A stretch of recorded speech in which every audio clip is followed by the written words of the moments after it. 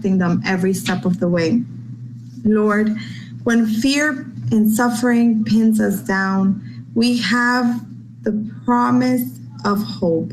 We have you just ready to listen to us and to provide as needed, Lord. And we want to thank you for that.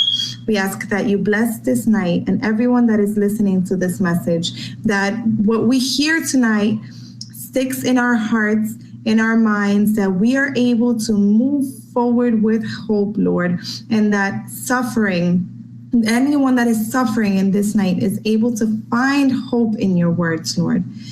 We want to thank you one more time for everything that you have done this far, because we know that in the middle of suffering, you are there. And we know that everything that happens is for a reason. And I cannot wait, Lord, to be able to see you face to face, ask you those questions, and thank you because you have saved us. Thank you, Lord. Bless everyone that is involved in this program, everyone that is watching, everyone, Lord, that is listening to your word. Bless them. In Jesus' name I pray. Amen. Amen. All right. We want to say thank you so much. Thank you so much. I'm going to make sure I got the name right. Sheila Tabares. Did I get it right? Sheila Tabares. Tabares. Okay. Sí, my Spanish, porque no habla mucho en español, solamente es suficiente para entrar en la cielo. Exactamente. Gracias por su tiempo con todos nosotros hoy. Dios te bendiga. Bendiciones. Sí, gracias. All right, Janine, talk to us. Tell us who we have coming on up next. All right. We are so happy to have this evening Dr. Shauna K. Denham-Wilkes. She is a clinical psychologist with over 15 years of experience in treating chronic psychiatric conditions, acute chronic psychiatric conditions for youth and kids. And she's here to talk to us about how to have our minds right and how to get our minds right and how to not think about so much the negativity during this pandemic. Man, I need that help because I'm telling you, man, I need that peace of mind during this time. Let's see if Dr. Shauna K. if she's right there. Let's bring her on in. Doc, are you there? I am. It's so good to see you, everybody. How are you tonight? It's great to see you. And listen, I'm going to step out of the meeting and just leave you two ladies to take it over. Is that all right? That's all right. I love talking with my sister, Janine. All right. I'm stepping out. Hi, Dr. Shauna K. How are you? I'm well, Janine. How are you today? I'm good. We just want to talk a little bit tonight about how to break the chains of negative thinking during this virus, during this pandemic. It's not always easy, but are there any helpful tips and hints that you can give us about how to do that? How can we start breaking those negative thoughts? Well, absolutely. The first thing I want to say is that God has given us this wonderful instrument, this complex organ, the brain, and it is running all the time, even when we're not even thinking about it. So even when we're sleeping or when we're not focused on the functioning of our mind, we're having something like 50,000 to 80,000 thoughts every single day. Wow. So you can imagine, isn't that a lot? Yeah. We don't think about it, but our brains are thinking and processing and making decisions all day long. So that's why we have to focus on making sure that we're not caught up in a cycle of negative thinking. So for example, when we think about things in a negative way, then it impacts the way we feel. And when our feelings are impacted, it impacts the way that we act. So what we need to do is interrupt this chain of negative thinking by adding a thought that will bring us some peace of mind.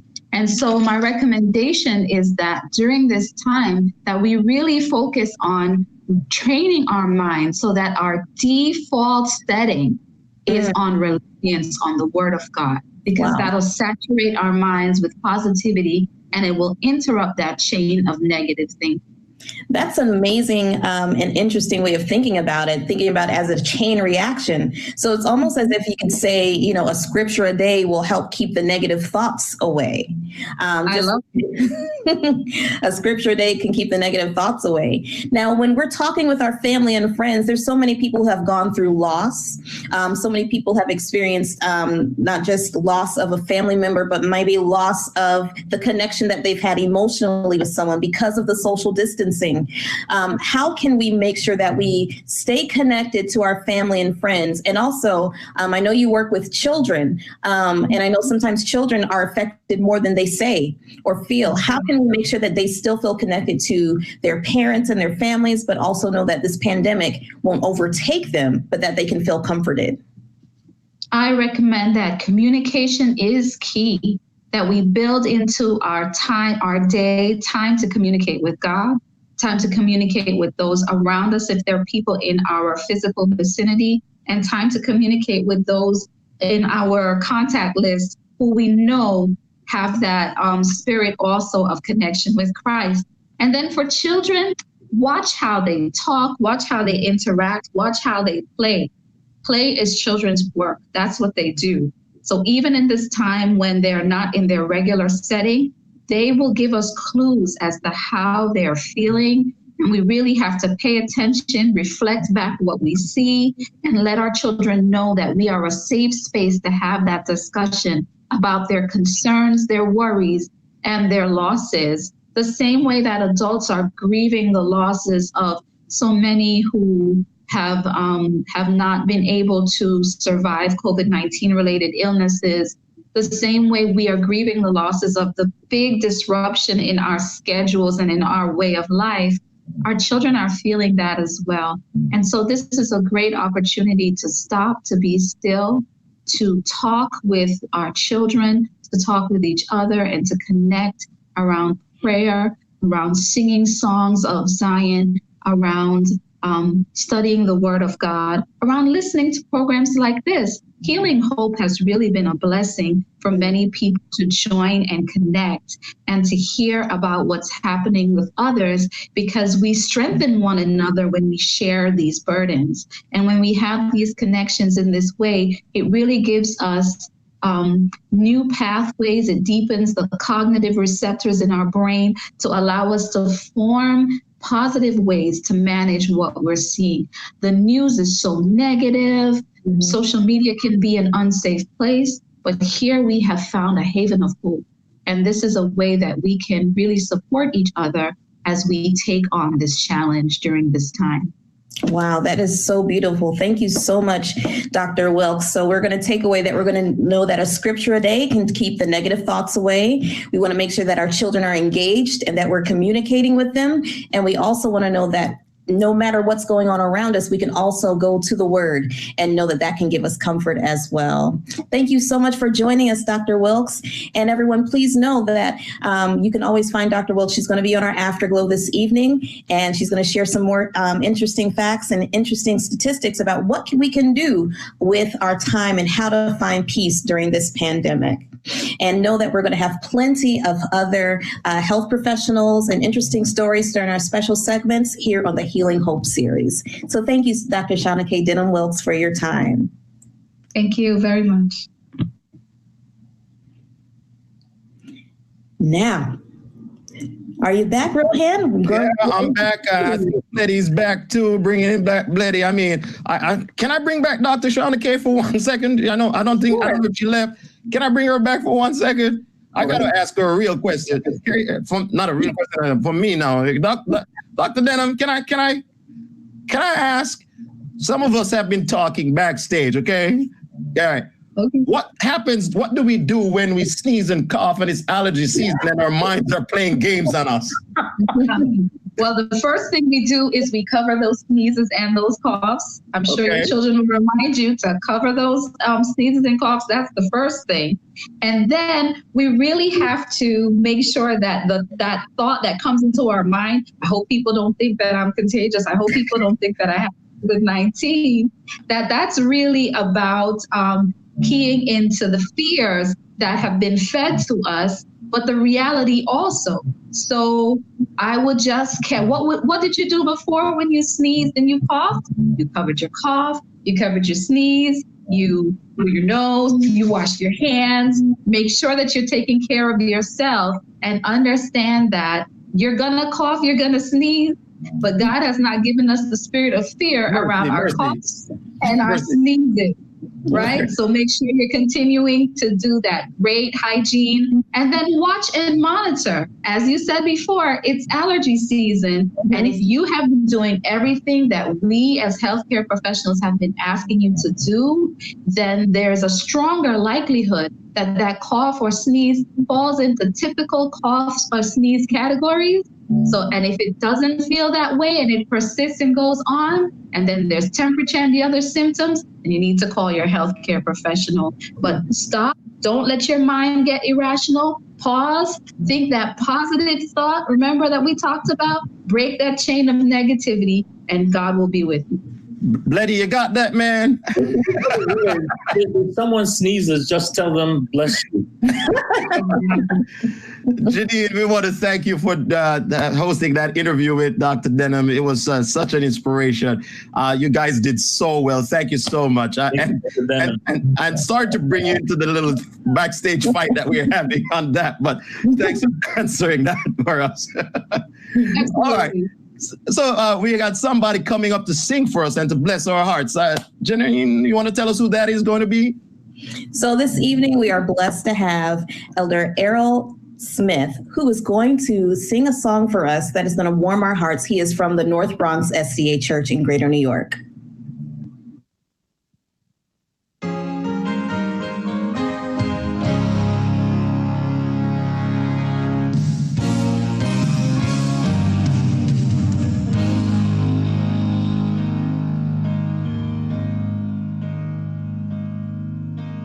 Ladies and gentlemen, may I have your attention?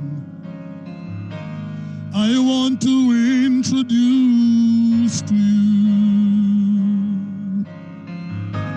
here in this corner of the good and the right, stands a champion robed in white.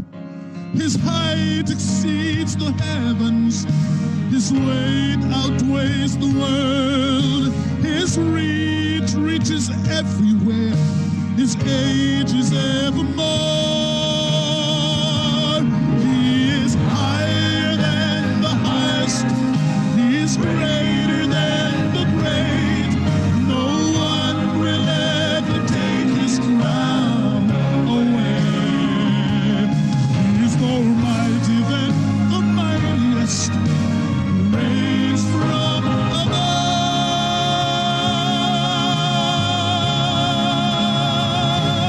He's the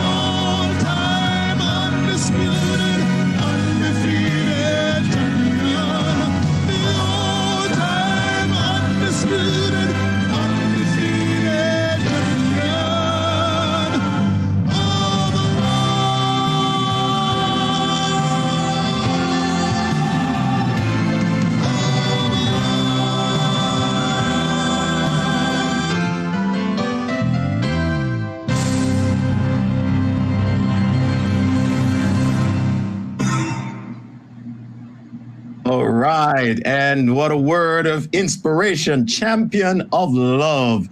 Isn't he the champion of love? Yes. The undisputed champion of love. Undisputed. Here in this corner for the good and the right. Oh, man, I love it. And we want you to share this message. Share this message about the champion of love, Jesus Christ. And the message that Dr. Dwight Nelson is about to share. We want you to hit that share button right now. What are the other platforms that they can join us on, Janine? They can join us on YouTube. You can just search for Atlantic Union Adventist Media in your YouTube search, or you can also search for New York Healing Hope. Those are two easy ways that you can just click the link and share, copy and share the link with your family and friends, and they'll be able to enjoy and watch as well. All right. Bleddy, what's coming up this evening with Dr. Dwight Nelson? Do you remember what's the title? What's going to happen with him just now? Tonight is night number 3. And Dr. Dwight Nelson will talk about something that was done by an enemy. So the title is "An Enemy Has Done This." Looking forward to tonight's message. All right. So I know you have some interesting stories here. You probably want to tell us anything you want to tell us about your guests. Our guest speaker tonight. You know him from a long time. How long have you known Dr. Dwight Nelson? Oh, I remember. Well, Dr. Dwight Nelson is very well known, internationally well known, I should say. He's a very good public speaker and has great content. But I remember one of the first times that I met him in person. I should say it was maybe 18, 19 years ago. Around 20 years ago, something like that. And I remember this was in Brazil. At the time, I was at school in Brazil at the university there, the Adventist University in Sao Paulo. And Dr. Nelson was there to conduct a week of prayer. And very similar to the series that we're experiencing this week. So that was my first introduction to him. And I still remember the title of that week of prayer. It was called Outrageous Grace. Wow.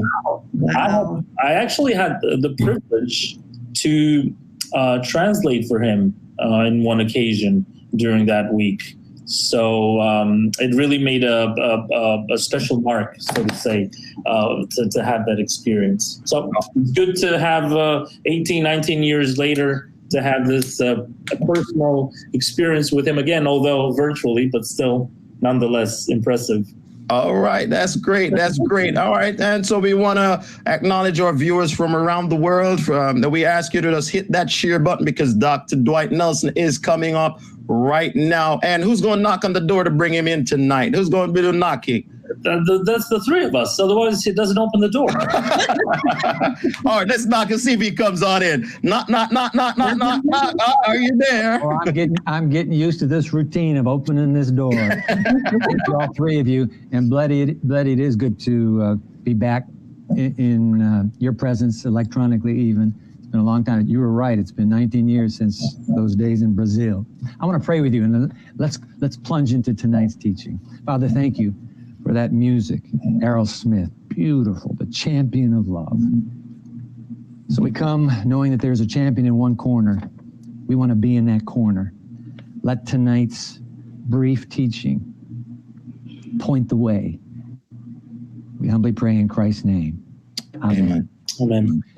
The great writer Frederick Buechner, who still lives in the Northeast, somewhere up your way, up Maine, in his book, Magnificent Defeat, tells a story that he says is really a parable of our age, our culture. And who tells it better than he? So let me just read it. It's just a short story. He writes, "It is almost too awful to tell about a boy of 12 or 13 who in a fit of crazy anger and depression got hold of a gun somewhere and fired it at his father, who died not right away, but soon afterward. When the authorities asked the boy why he had done it, he said it was because he could not stand his father, because his father demanded too much of him, because he was always after him, because he hated his father. And then later, after he had been placed in a house of detention somewhere, a guard was walking down the corridor late one night when he heard sounds from the boy's room, and he stopped to listen. The words that he heard the boy sobbing out in the dark were, "I want my father. I want my father." Man, I'm telling you, when I read that story for the first time, it just cut me to the heart. And I'm wondering to myself, if maybe that's the cry of the world today. Maybe that's the cry of our culture tonight, our city tonight, our own hearts. Have we killed off our Father who art in heaven? I want my Father. I want my Father. Could it be our confused behavior on this troubled planet is simply our acting out this sense of deep loss? Maybe that's the loss behind atheism. And you're saying, hey, come on, Dwight, why are you even bringing atheism up? I'll tell you why. Because atheism's most significant challenge to theism, which is a belief in God, is the matter of human suffering. Hey, listen, folks, you believe in a God of love? Yeah, right. Tell me about it with this COVID-19 coronavirus pandemic. Where's your God of love now, huh? How many thousand have died? And your God of love is on the throne. Yeah, it is a big deal. And we have to confront that right now. In fact, let's go to a well-known American atheist. His name is Sam Harris. He wrote the book, Letter to a Christian Nation. I have the book in my library. I read it from cover to cover. So first, what Harris does is he recites some of the major suffering of the last century. Talks about the Holocaust, 6 million people perished. He talks about the Rwandan genocide, 800 million slain. He talks about the smallpox epidemic of the 20th century in which 500 million people died on this planet. And then he writes these words. Let me read them to you. This is an atheist now, Sam Harris. Of course, people of all faiths regularly assure one another that God is not responsible for human suffering. But how else can we understand the claim that God is both omniscient, that means all-knowing, and omnipotent, all-powerful? This is the age-old question of theodicy. And theodicy is defending a good God in an evil world. So that's what the word means. This is the age-old question of theodicy, of course, and we should consider it solved. If God exists, either he can do nothing to stop the most egregious or appalling calamities, or he does not care to.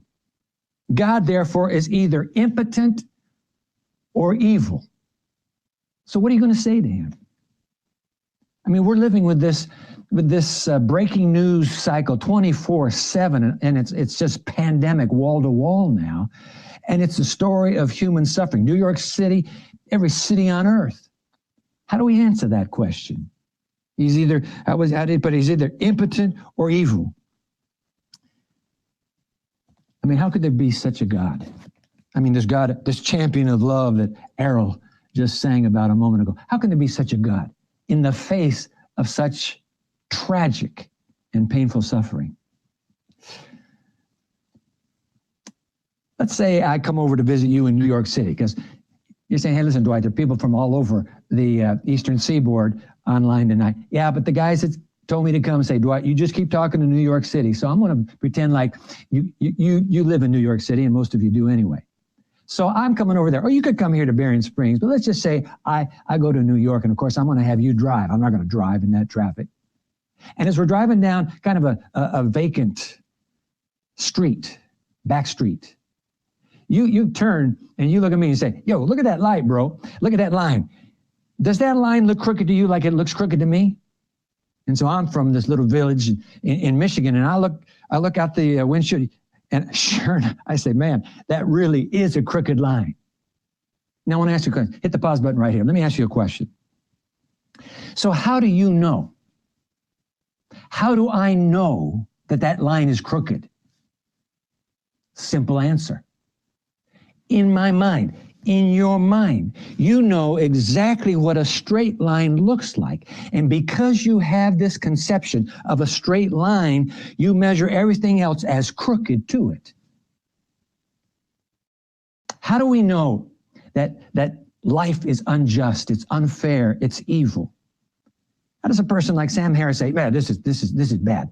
How do we know? Because somewhere inside our psyche, we have this perception of a straight line. A straight line for us represents what is good, what is just, what is merciful, no suffering. That's a straight line. And guess what? It's not just you that has that straight line in your mind, or me. The whole world has it. Go to any country on this planet. Ask them do you know what a straight line is in terms of morality? Psst, oh, I see it. Yeah, we know. The atheist Sam Harris can only know the line is crooked because even in his own mind, he perceives there is a straight line, and this ain't it. Another celebrated atheist writer, his name is Christopher Hitchens. He wrote the book, his last book, God is Not Great, How Religion Poisons Everything.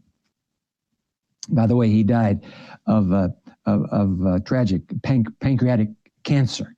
But before he died, I just got to tell you this little backstory. Before he died, Francis Collins, a rather well-known Christian scientist, he's the director of the National Institutes of Health. Collins got in touch with Hitchens. They became dear friends. And Collins is a very active Christian. But that's another story. So he writes, Christopher Hitchens writes this book. And then guess what? The reviewers go to his brother Peter. Guess what Peter is? Peter is a Christian believer. And they say, yo, Peter, would you write a review of your brother's book? So now I'm going to quote from Peter Hitchens' review of Christopher Hitchens' book. Okay, so here's Peter writing. He, speaking of his brother, Christopher, he even refers to conscience. Now, notice what he's saying. He even refers to conscience, and he makes frequent, thunderous denunciations of various evil actions. Now, he asks the critical question. Where is his certain knowledge of what is right and wrong supposed to have come from? In other words, what he's saying is, how does he know the line is crooked? How does he know? If it's crooked and you don't know any different, then you wouldn't know it's crooked. He goes on. How can the idea of a conscience have any meaning in a world of random chance, where in the end we're all just collections of molecules swirling in a purposeless confusion? Look, he writes, if you are getting inner promptings, why should you pay any attention to them? It's as absurd as the idea of a compass with no magnetic north. You might as well take moral instruction from your bile duct, end quote. Wow. I tell you what, it takes a brother to be able to tell it like it is, doesn't it? But Peter Hitchens' point, I don't want you to miss it. The only reason any atheist, or the only reason any theist, a believer in God, let's just say the only reason any human being really can know that a line is crooked is if she has in her mind the concept, the sense of a straight line. And where did that sense come from, do you suppose? Why is it that you go all over the planet and everybody knows how the line is supposed to be straight? So here we are, all of us tonight, doing a little series. And we are taking on atheism's challenge because our series is about human suffering. We can't duck it. So where did suffering come from? Let's say it's not God. Then where did it come from then? We know what the straight line is. Let's take a look. Give me a few moments now. I'm going to open the Bible to a disarmingly short line. This, anytime you go to a wedding, not anytime, many times when you go to a wedding, they'll quote from this chapter. It's the great love chapter of the Bible. It's 1 Corinthians 13. You perhaps have heard of this chapter. You've gone to a wedding, a Christian wedding, and you've heard it read from. This is verse 4. And here's the line. Love suffers long. Isn't that something? Love suffers long. The question is, how long? Once upon a time, there was a very loving father who had a wonderfully loving family. Oh, he had a lot of children in his home. There were children that had moved out, but whenever the children would come home, they would have a family reunion with father that was the picture of unbridled joy. They just loved being in each other's presence. And that father had an eldest son. It was a beautiful son. It was a precious son. And then one day, a fateful day, something snaps. Something terribly dreadful goes terribly wrong. And the boy attempts, I'm telling you the truth, he attempts to kill his father. I'm going to go to that moment. I want to interject that picture into our consciousness right now. You can almost feel the desperation in these six words. I'm going to read 6 words in the English, okay? Staccato words. So I'm going to the Bible's last book. It's the Apocalypse. I'm going to Revelation. And I'm going to drop down here, Revelation chapter 7. And war broke out in heaven. Now I want you to just run that line through your mind again. And war broke out in heaven, in perfect paradise, where all is love and harmony. You're talking about war, W-A-R, war. Yep, W-A-R, war. And there was war in heaven. Long before there was war in our marriages on this earth, long before there was war in our neighborhoods on this earth, long before there was war in cities and nations and countries on this planet, war first began. It's unbelievable. It began in heaven. How did it happen? Let me read it to you. Okay, so that's the first line of verse 7. I'm going to read 7 through 9 here. Then war broke out in heaven. Michael and his angels fought against the dragon, and the dragon and his angels fought back, but he was not strong enough, that dragon, and they, the dragon and his angels, lost their place in heaven. The great dragon was hurled down to this planet, that ancient serpent called the devil or Satan, who leads the whole world astray. He was hurled down to the earth and his angels with him. My, oh my, oh my. War in a perfect universe. And now we got a dragon. But there are 2 critical pieces we have to place into this puzzle for you to understand the business of this dragon. He's not a mythical dragon. He obviously is a brilliant, fallen, rebel angel. How do we know that? Let me just give these 2 pieces to you. I'm not even going to have you look them up. Let me just read them in your hearing. Just 2 little pieces. We link them together now. Here's the first piece. Ezekiel chapter 28. Ezekiel 28.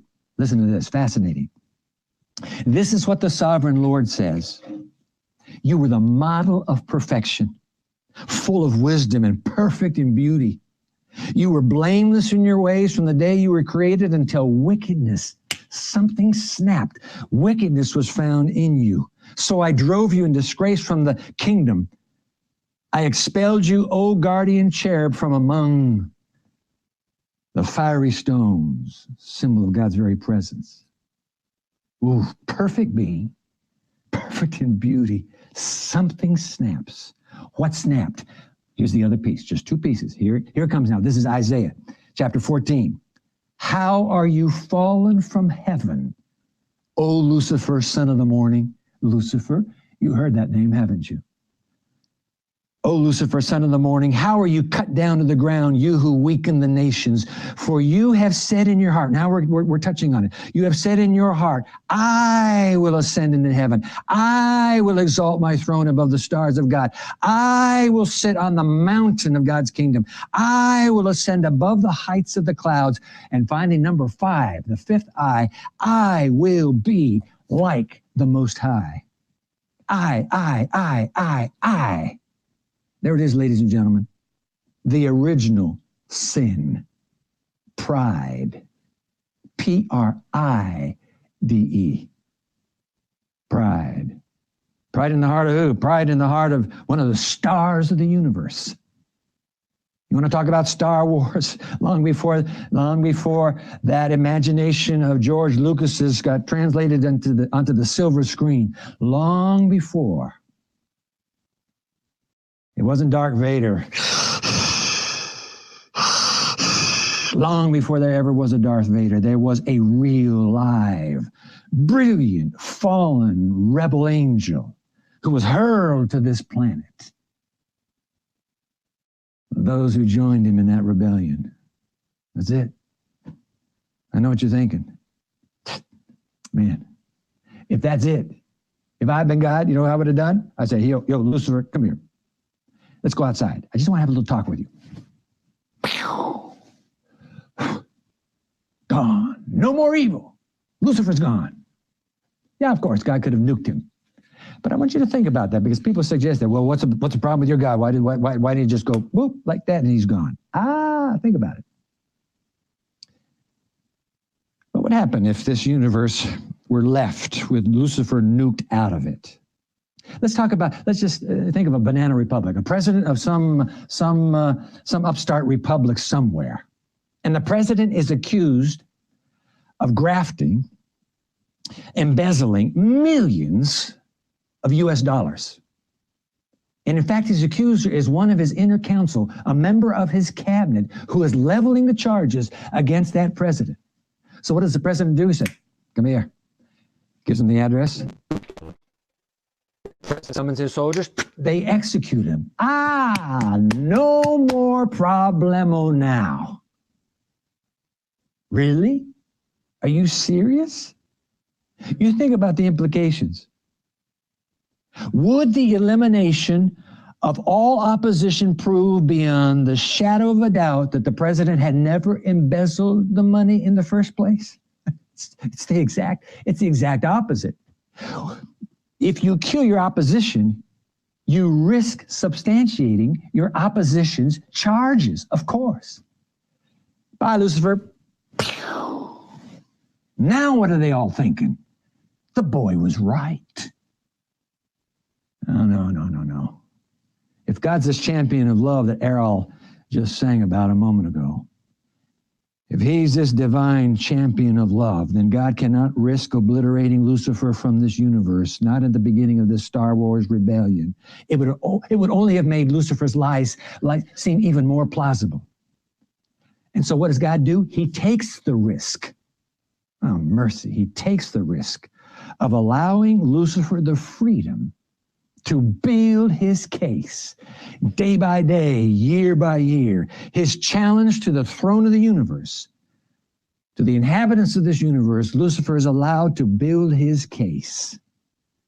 I'm going to prove to you that I should have killed God when I had him in my hands. He has to be given that opportunity. So Lucifer is hurled, because there can't be two gods in heaven, so the one that got there last leaves first. Adios. He's hurled to earth. Enter now the fledgling human race. I want you to keep thinking with me now. Have you ever heard the story of Eve and the talking serpent and a tree in the middle of the garden? You can be an atheist and you know that story backwards and forwards. The whole world knows the story. I want to think about that, because there's a picture of God here that most people never see. Because there was a tree in the middle of the garden. And here's what God said. Here's what God said about that tree. This is Genesis chapter 2. Let me just read it to you. Don't look it up. And the Lord God commanded the man, that would be Adam, you are free to eat from any tree in the garden, but you must not eat from the tree of the knowledge of good and evil. It's not the tree of evil. It's the knowledge of good and evil. For when you eat of it, you will surely die. Hit the pause button right here. We need to grasp, or at least be reminded, of one of the great truths about love. And here's the truth about love. God's love, by the way, your love, my love, anybody's love. The truth about love is this. In order for love to be love, it must not only grant you the right to say yes, it must also give you the right to say no. Isn't that right? Let me repeat that. That principle is so critical. In order for love to be love, it must not only grant you the right to say yes, it must also give to you the right to say no. Love that will not let you say no is not love. It's rape. It's force. Love can never be forced.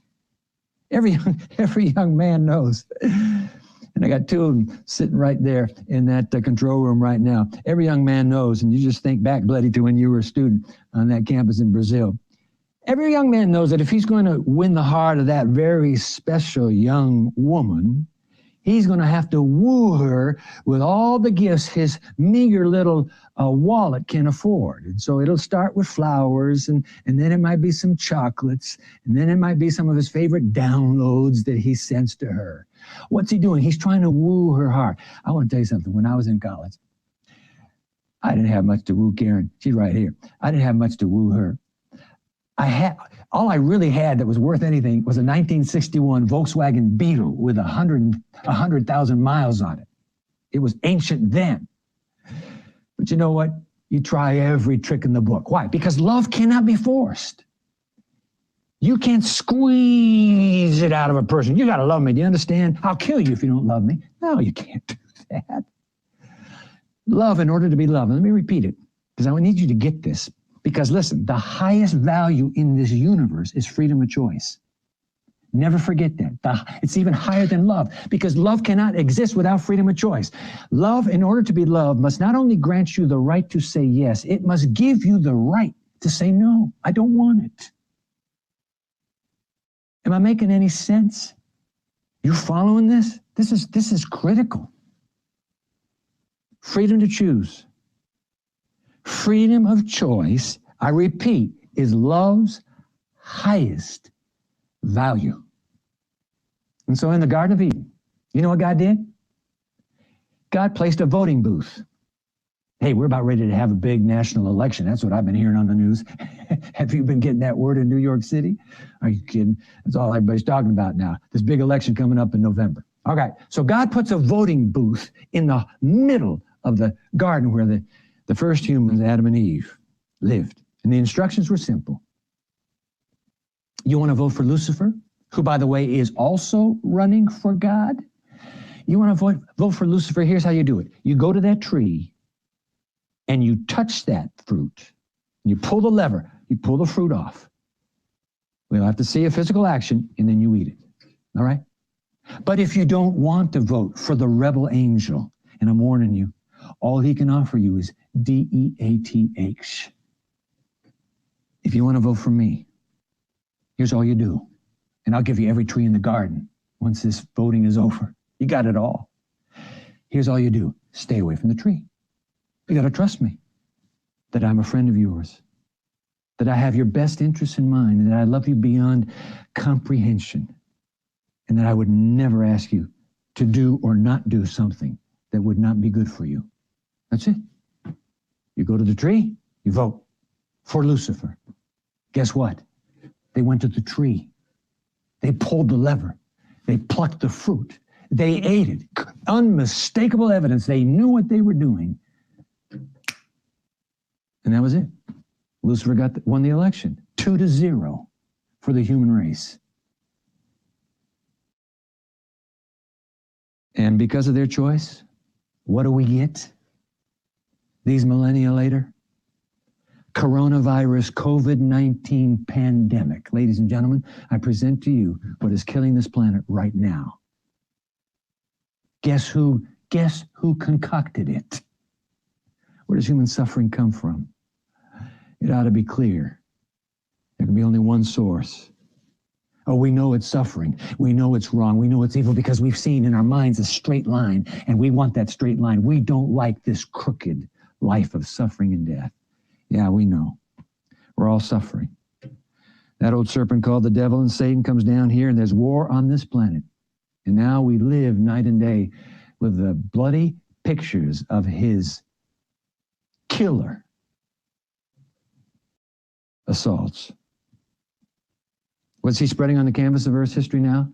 Well, let's see, we got hospitals and hospices. What else do we have? Divorce courts and penitentiaries, pestilences and epidemics, wars and crimes, sexual perversions and moral dysfunctions, broken hearts, broken minds, broken bodies, broken spirits, broken lives, and a broken down creation. That's what we got because we still vote the same way they voted long ago. Oh my. So the question from the beginning, we ask it one more time. From whence comes our suffering? Where does it come from? Jesus nailed it.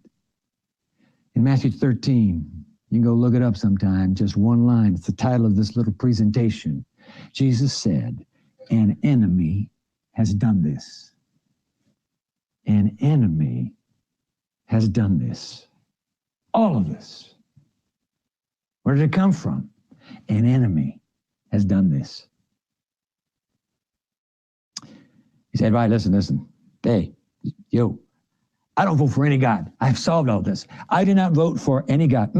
Oh, yes, you do. Yes, you do, my friend, because if you do not vote, you're voting. I'm telling you, there are only two choices in life. Only two, not three, not one, not four. There are only two choices in life. You'll either go with one or you'll go with the other. When you say, I'm not going with that one, you're going with that one. You may say, well, I don't even believe he exists. Well, if I were he, I would make sure you believe the same. There's no devil. There's nothing to fear. It's just little old me. I am the king of my life. Ooh, that sounds familiar. Isn't that what Lucifer said? I. It's the original sin. I want to tell you something, my friend. You may be telling me you don't need a God, but it isn't a matter of needing a God. It's a matter of choosing the God you're going to get. There are only two. We're in a war. And what you see playing out around you and me right now is the collateral damage of a brilliant fallen being who is trying to get back at God and every creature in God's image. He'll kill them all. He'd kill us all if he could tonight. So don't talk to me about it. I don't choose a God. I just go my own way. When you go your own way, it's Lucifer's way. I promise you. And one day, I don't want you to have to find out that you chose the wrong God. Love, what do we read? Come on. Love suffers long. The question is, how long? Why don't we ask that of the God hanging on that middle cross? How long are you going to suffer? Because when love suffers long, it's not just about us suffering long. It's about him suffering long. Love suffers long. Why this theodicy? Why this defense of God, a good God in an evil world? If you want to make a theodicy, you have to. It is imperative you climb a hill called Calvary and you go and stand at a cross atop that hill. It's the only way a theodicy can make sense. I've watched some of the brightest theologians. One particular one, he went head to head against Richard Dawkins, who was a brilliant evolutionist and atheist in England. Alistair McGrath. They went head to head. And you know what? Alistair McGrath, in his debate, never once mentioned the existence of evil. Oh, I mean, what's the problem? Are you embarrassed about it? It's not. You don't have to apologize to God. There's a way love still wins. But nobody wants to deal with that. It's too, you can't explain human suffering without the cause, the perpetrator himself. Calvary is about a head-to-head final showdown between that rebel angel and the one he's always coveted to replace. The incarnated God who dies on that middle cross, suffers for you, suffers for me. Unbelievable. How's that best love text go? For God so loved the world that he gave his only begotten Son, that whoever believes in him will not perish, but have everlasting life. That's the truth of this little book. Love suffers long. Everyone knows the story of the brave prisoner priest, Maximilian. You remember that one? You probably heard it. During one roll call, frozen day in Auschwitz. I've been to Auschwitz.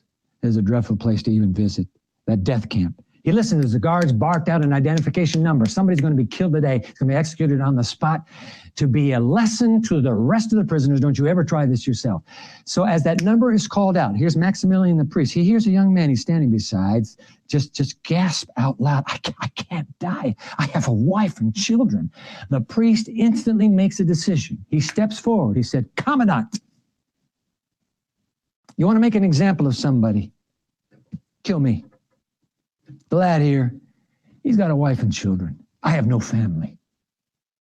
You just need somebody to prove your point? I'll be that somebody. And that officer thought for a moment, I guess it works. And he nodded to the guards, put the boy back in line, take the padre, we'll execute him. Somebody stepped forward to give his life to that desperate boy. It's the story of Calvary. Somebody steps forward. In fact, I've been down into the cell beneath where the firing squad was, there in Auschwitz. They have flowers in that cell where he died because they didn't execute him by firing squad. They starved him to death. On the wall. So this is cell block number 11, cell number 1632. On the wall is etched a cross, all right?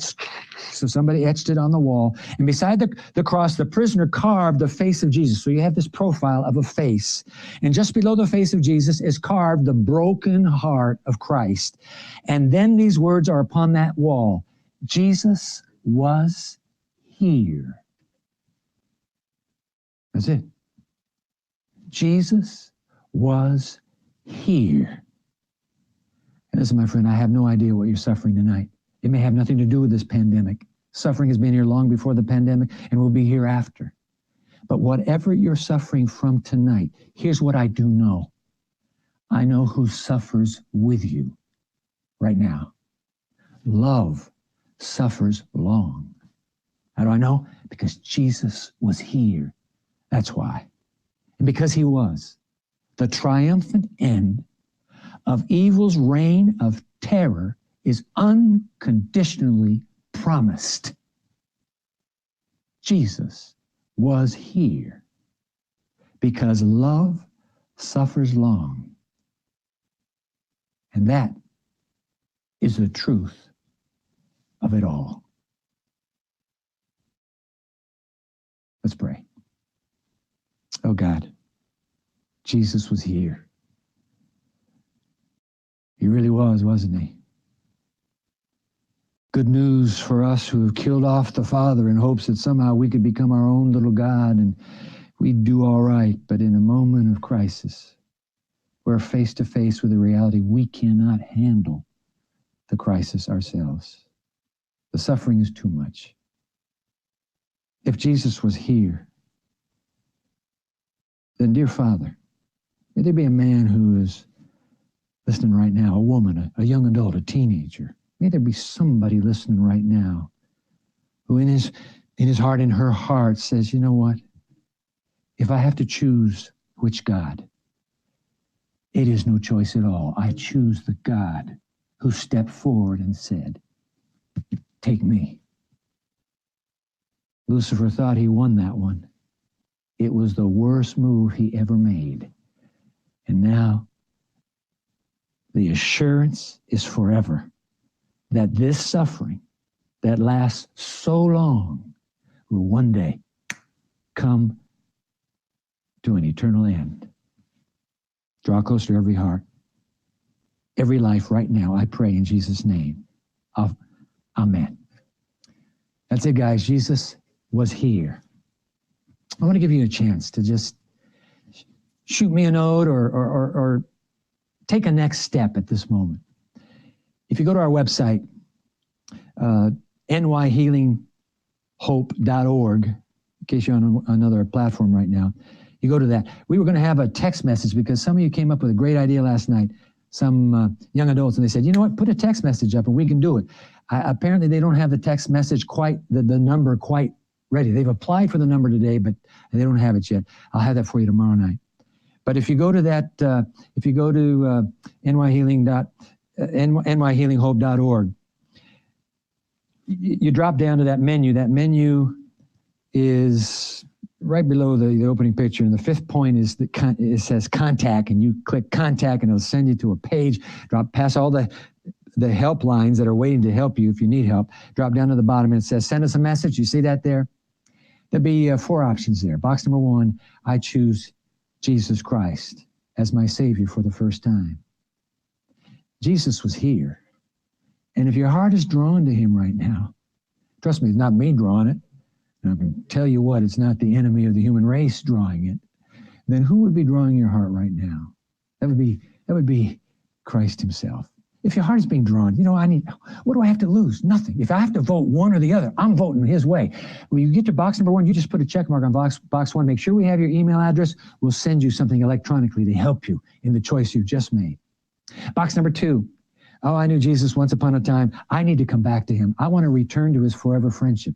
If you knew Jesus and you do need to come back, because look at you cast your vote, you switched your voting. You can come back. That's the good news. You can vote right back. Come back. Put a check mark there on number 2 and say, I want to start over in my friendship with Jesus. I want to do it right this time. Make sure we have your email address. We'll get that to you electronically. Box number 3, I want to be baptized like Jesus was. I want to be baptized into Christ. Well, that may be a decision you're wanting to make. You won't be baptized tomorrow, next week. You'll pick the time whenever, but make the decision now. You have to vote. You only get one vote. It goes this way or that way. The choice is yours. Jesus was here to win your heart and to win that vote. Give it to him. Box number 4, hey, I have a prayer need. Whatever you fill in goes to our prayer teams. These prayer teams, they are praying. I met some of them. You've got some mighty, powerful intercessors. They'll pray for you. You'll be fine. It's been great to be with you tonight. God bless you. Jesus was here because love suffers long, and that's the best truth of all.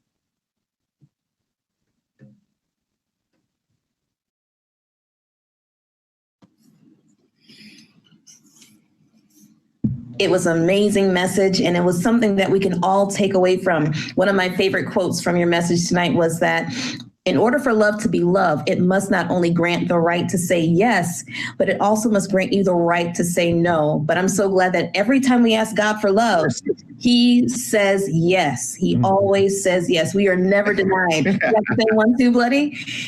Never denied of God's love. And that is one of the most incredible things that we can know, that no matter what we do, no matter where we are in life, God's love will always say yes to us. Amen.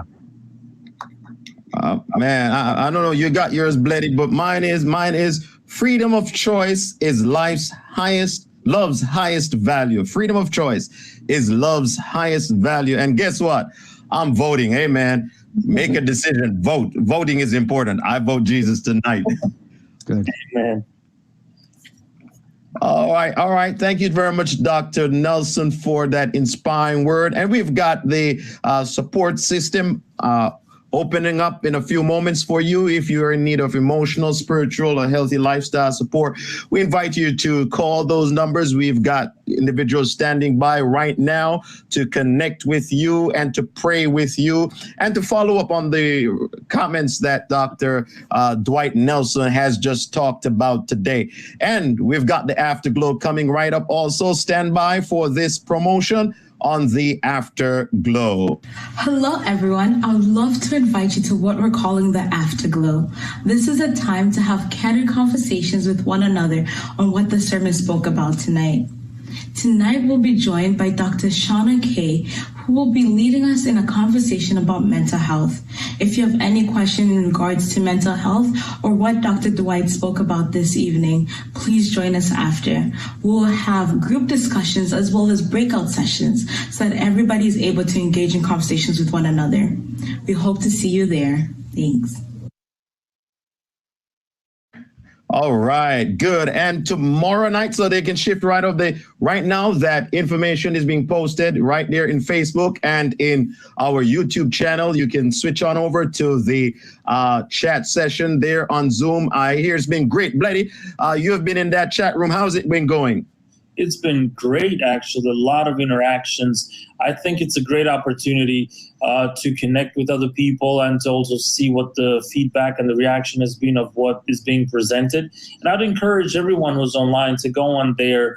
That's where we get personal. So yes, it's great that Dr. Shauna Kay, Dr. Dwight Nelson, they share their content, but we can get personal, and the chat is one of those ways that we can get personal. Great, great, great. And tomorrow night, we want you to join us again tomorrow night, same time, 7 p.m. at the same platform right here on Facebook at AUAM.TV, at our website, the same, AUAM.TV, and on YouTube, Atlantic Union Adventist Media, as well as you can search for NY Healing Hope, and you'll be able to watch these series tomorrow night. Tomorrow night, the topic is Wake Up, Sleeper. Wake up, sleeper. Any closing comments, Janine, before we head on out? Well, I just want to appreciate Dr. Nelson for his sermon this evening. I know I was reading through the comments. A lot of people really appreciated the word. It was timely for so many people. So we look forward to seeing you again tomorrow. All right, Bleddy, time to vote. Vote. Vote, vote, vote for Jesus. All right. Have a good night, everybody.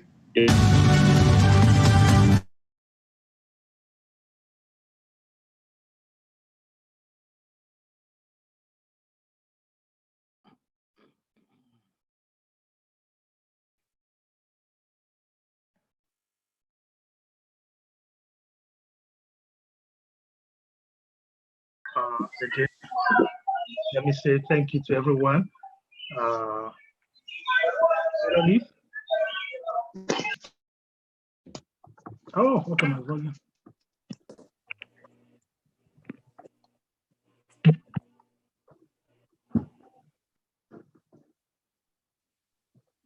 All right. Underneath. Brother Rochelle? Not elite. Okay. All right. Before we go, let's we pray together and thank God for.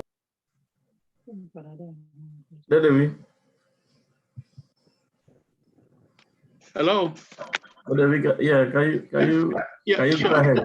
Sure. I just want to thank everybody present here tonight who participated in this second program for this week of prayer. What I want to do is for us to just have a quick review of what we heard Elder Dwight Nelson said tonight. I want us to look at the title. The title he gave for his speech tonight was "An Enemy Has Done This." An enemy has done this. That was his title. Is there any way we can relate what he said, his sermon, or his teaching tonight? Is there any way we can relate it to the title, "An Enemy Has Done This"? Before we do that, let me just give you a quick story of what he said. I'm much interested in that what the atheist said in his book. He said, "Your God is all-knowing, all-powerful, omnipotent, loving, kind, merciful, and gracious. He knows of all the tragedies in this world, and he can prevent them, but he did not. He said it is either he is evil or he does not care." How can we relate that to the title of his sermon? Our God is all-knowing. He knows everything. He knows, we said he knows the beginning from the end. He knows that this time will come. He knows that we'll go all through all these predicaments and all these evils during our time. Yet, he claims he loves us so much. He's so gracious to us. He's protecting us, and he permits them to happen. Does it mean that God doesn't care or that God is evil? Can somebody respond to that, please? And you justify your answer too. Is God evil, or is it that he doesn't care, that he permits us to go through all these things, even though he claims he loves and cares for us? Why does he permit that? God is not evil. He permits anything that he says that there's no burden that is placed on us that he allows to come on our shoulders, that he doesn't help us to pull through it. So I would think he permits whatever that comes across our way for a reason. We may just have to pray and know the reason why that has come onto us, but not onto us as a punishment, but it's for a purpose. We may just have to depend on the Holy Spirit to let us know the purpose for which we pass through what we pass through. Okay, does God love us? God is loving. He loves us? Yes. Yes. Okay, if God loves us and he permits us to go through that, why does he permit us to go through that? He says love is what? The choice of love is what? The highest value. That's what he said. The freedom of choice is the highest value. Before, during the creation, God loved us. He kept Adam and Eve in the Garden of Eden. They were doing good. There was no sin. There was no calamities. Nothing happened. But it's because the Adam and Eve sinned in the Garden of Eden, he gave them freedom of choice. Remember when he was saying about the devil here, what the devil does to us? When he was saying that that when you are in power and somebody commits crime and you commit crime and people want to try you, you execute them. What he's saying is that you are hiding your evidence. So God does not want the devil to feel that he's hiding the evidence. He gave him freedom and he gave us freedom of choice to choose either him or the devil. So that's the love he's trying to say, because it's the love of God. Love suffers with you. Because Christ, God said his love, he suffers with us. If God is love and he suffers to us, he's long suffering. And he has given us that opportunity, that choice. Who is the enemy? The enemy is the devil. He's the one that planting all these things. Instead of this guy to blame the devil for doing all these things, now he's blaming God. So that's what he's trying to say.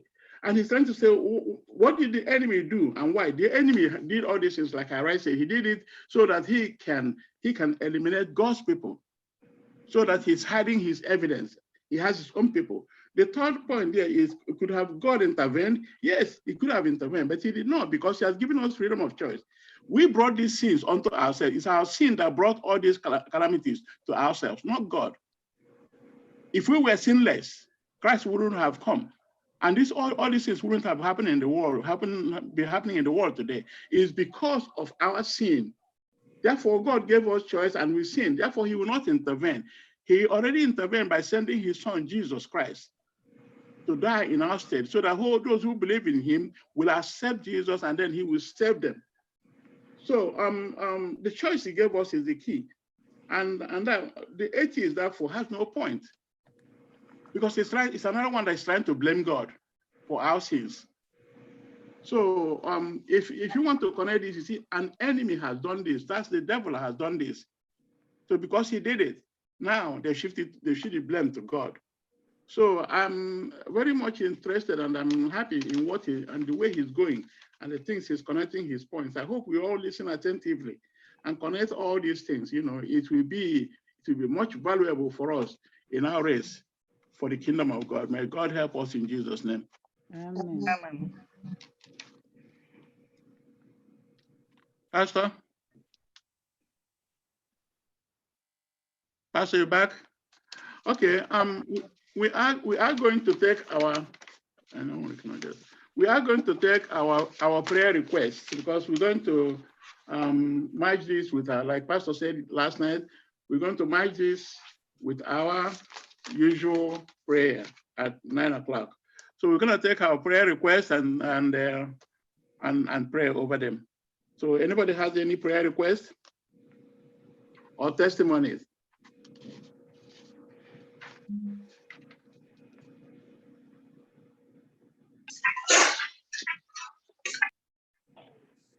Hola, con una prayer request. Mazilile ndị nọ n'ụlọ gboo. Mazilile ndị nọ n'ụlọ. For the husbands and wives. Hezi maro ụgbọfọ onye kenda agajihọrọ onye kada ala ọ bụ just few days ma nwoke nọ n'ụlọ. But ugbu mazilile nọ n'ụlọ abịa ụfọdụ abịa leta na ọkpọ ohi bara nne ahụ. Asị m Chineke biko udo o maintain ya peace n'ezinụlọ anyị wo. Peace and a solid love. Amen. Amen. Anybody else?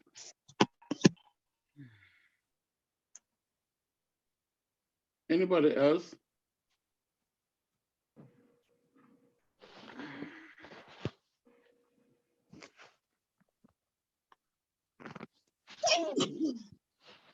Yeah, I want to talk on thoughts at the beginning of the program. I'd say there were 50 to 80,000 thoughts a day. And each, both consciously and unconsciously. I'm not in the Okimbe Ataraha. As no they can lazy. Probably to some of us, and the Chineke Ninya can control our thoughts. The lady will take away control, but they got beyond. Tomorrow, anyone they control our thoughts. Obranya Koto Idiomini, no end Egypt per day, 50 to 80,000 thoughts per day. When you are in the Jesus.